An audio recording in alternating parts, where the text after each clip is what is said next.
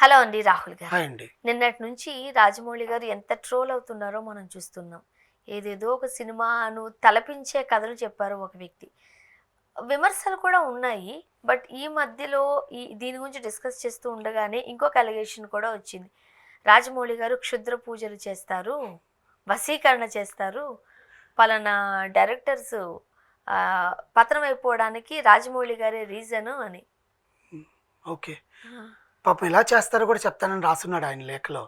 అవి మాకు కూడా చెప్తే మేము కూడా నేర్చుకుంటాం కదా. అదే కదా. మేము కూడా వేరే వాళ్ళని చేయాలనుకుంటాం కదా. నాన్ సెన్స్ అండి. నిన్న చెప్పిన దాంట్లో కొంచెం మనం ఆలోచించుకోగలిగితే జలస్ ఫీలింగ్తో ఏమైనా చెప్తున్నాడేమో అన్న ఒక విమర్శ అనేది మనం అనుకున్నాము. ప్లస్ నిజం అయి ఉన్నా కూడా అది ఎప్పుడో జరిగిన విషయం, ఆయన అసలు కెరియర్లోకి రాకముందు జరిగిన విషయము ఇప్పుడు తీసుకొచ్చి పబ్లిక్ చెప్పిన పెద్ద ఉపయోగం ఉండదు. ఎందుకంటే వాళ్ళిద్దరు భార్యాభర్తలు అన్యోన్యంగా ఉన్నారు. ఆయన ఆమెను యాక్సెప్ట్ చేశాడు, ఆమె పిల్లల్ని యాక్సెప్ట్ చేశాడు, హ్యాపీగా ఉన్నారు, ఒక దిగ్గజంగా ఎదుగుతున్నాడు.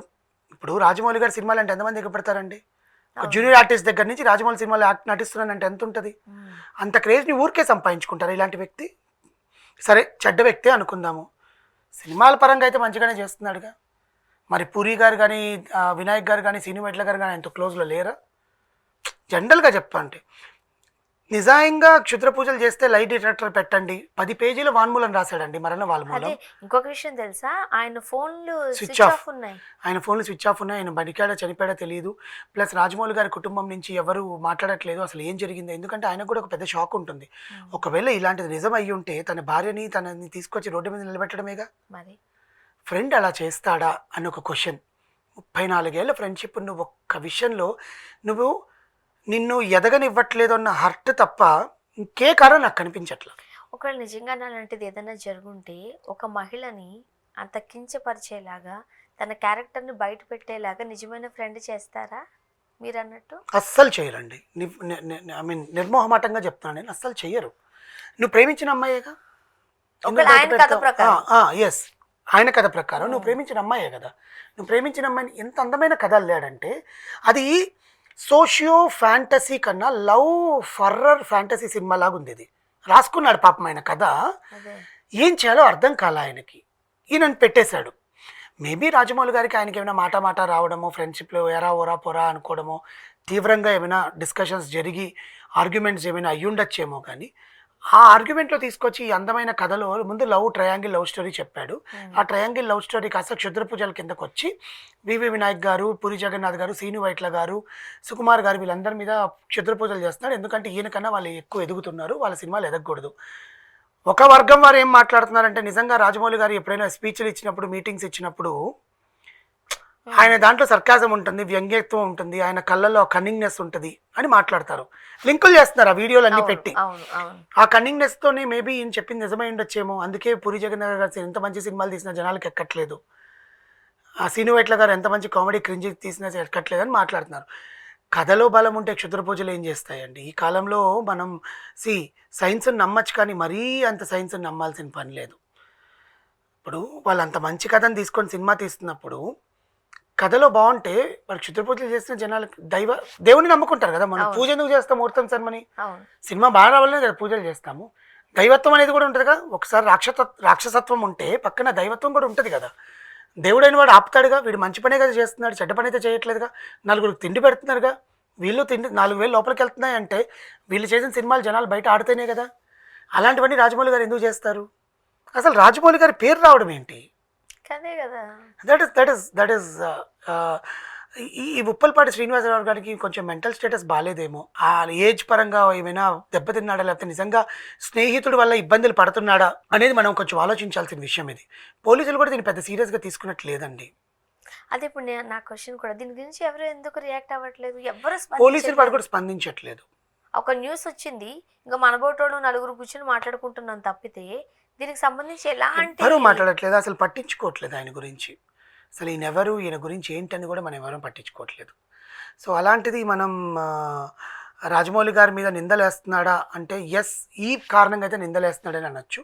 ముందు విషయం వాళ్ళ వ్యక్తిగత విషయం కాబట్టి మనం మాట్లాడుకోవాల్సిన అవసరం లేదు. ఎందుకంటే అది నిజమా కాదా అనేది వాళ్ళ ముగ్గురు వ్యక్తులకి తెలియాల్సిందే. ఇప్పుడు నిజంగా ఒకవేళ అతను ఏమైనా జరిగి చనిపోయాడే అంటే మహేష్ బాబు గారి సినిమా ఆగిపోయినట్టే. మరి he has to get arrested. మరణ వాళ్ళలో ఎస్ఎస్ రాజమౌళి అని క్లియర్గా రాశాడు కదా. ఆహా, court has to take that evidence. సరే. నిజం అనేది పక్కన పెట్టండి, ఫస్ట్ ఆయన అరెస్ట్కి అయితే రావాలి. Has to come and do the procedures. ఎందుకంటే మరణ వాల్మూలంలో 10 పేజీలు మరణ వాల్మూలం రాసి సుమోటో తీసుకోవాలి అని వీడియో రిలీజ్ చేసినప్పుడు నువ్వు అలిగేషన్ వేసావు నీ పైన. అంటే కస్టడీలోకి అయితే తీసుకోవచ్చేమో. కస్టడీ అని చెప్పేది, కస్టడీలో తీసుకున్నాక ఇట్స్ మర్డర్ కదా, సూసైడ్. నీ వల్ల నేను చనిపోతున్నాను డైరెక్ట్ గా నువ్వు రీజన్ చెప్తున్నావు. నా పేరు రాసి ఎక్కడో చచ్చిపోతే దానికి సంబంధం లేని వ్యక్తి కాదు కదా, నీతో పాటే ట్రావెల్ చేసేటన్నిటికీ ప్రూఫ్లు ఉన్నాయిగా. నీ సినిమా నీ ప్రతి సినిమాలో ఆయన పేరు ఉంటుందిగా. నేను ఎన్నో కూడా చూశానండి వెళ్ళి, రాజమౌళి గారి సినిమాలు అన్నింటిలో ఆయన పేరు ఉంది. 2-3 సినిమాలు అయితే ఉంది. సో ఇవన్నీ ఒక డ్రామానా?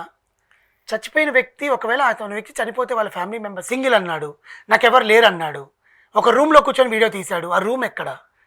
నిజ నిర్ధారణ కావాలి కదా. ఎవరో ఒక వ్యక్తి మన మీద ఒక విమర్శలు వేసి ఆయన ఏదో చేస్తారు. కస్టడీ అయితే అరెస్టే కదా, that is what I am telling. కస్టడీలోకి తీసుకుంటారు, బట్ ఇంత పెద్ద మనిషి మీద దట్ ఈస్ వాట్. తర్వాత ఇన్వెస్టిగేషన్స్ లో ఏమైనా తేలుతాయి అనుకోండి, సినిమా అయిపోతుందని నేను అనుకోను. కస్టడీలోకి ఆగాల్సిందే అంటున్నాను.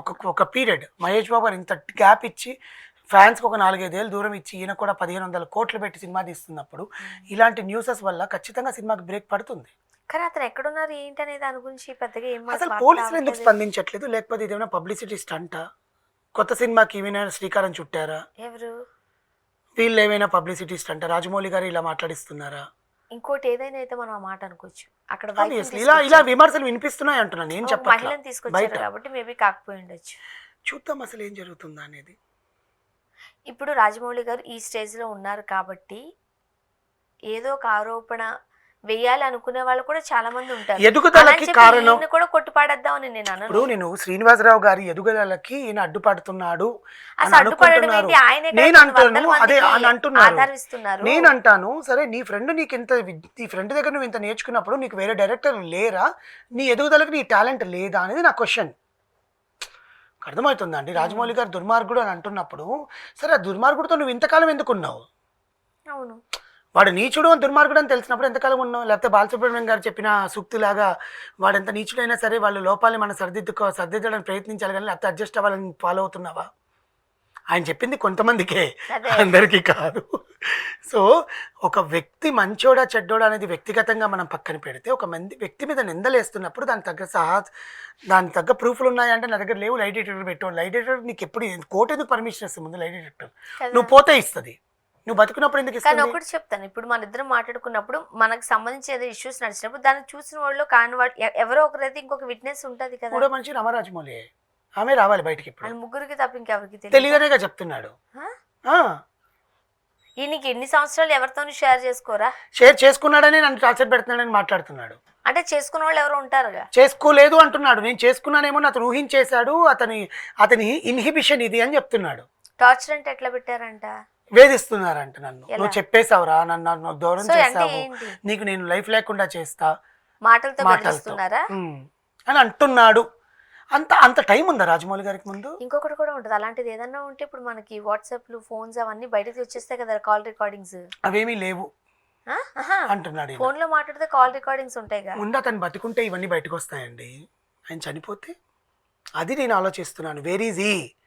నిన్న సడన్ గా వచ్చి రావమ్మ వచ్చిపోమ్మ మెరుపు తీగలాగా ఒకసారి వచ్చేసి వెళ్ళిపోయావు, తర్వాత ఎక్కడ? పోలీసులు ఏం చేస్తున్నారు? సినిమా ఇండస్ట్రీలో ఎన్ని ఘోరాలు జరుగుతున్నప్పుడు పోలీస్ శాఖ ఏం చేస్తోంది? అది ఒక ప్రముఖ వ్యక్తి, అదే ఆయన వరల్డ్ వైడ్ డైరెక్టర్ ఆయన. అది ఎలా? How? Let's see what will happen tomorrow. Thank you so much.